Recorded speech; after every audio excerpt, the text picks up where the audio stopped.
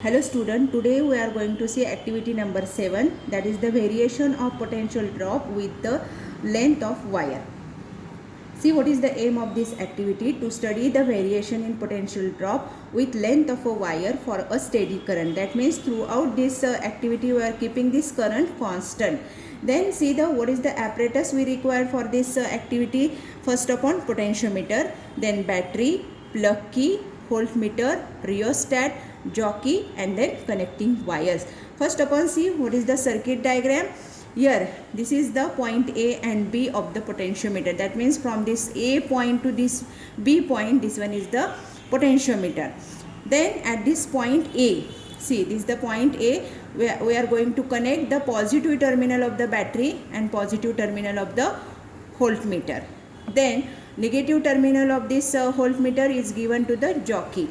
Then see remaining terminal of this battery is given to the plug key, and the remaining terminal of the plug key is given to the constant terminal of the rheostat, and the variable terminal of the rheostat is given to the point B. In this way we join the circuit.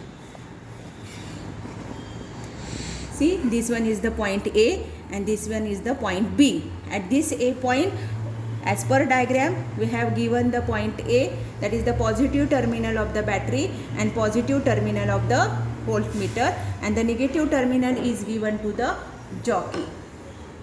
See, the negative terminal of the battery is given to the plug key, and remaining terminal of this plug key is given to the constant terminal of the rheostat, and then variable terminal of this rheostat is given to the point B.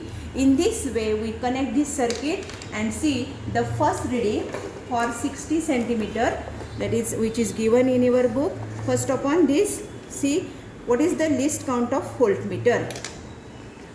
See here 0, 2, 4, 6, 8 and 10. That means the smallest division is 0.2. That means this least count is 0.2. So we write here this least count of voltmeter is 0.2 volt.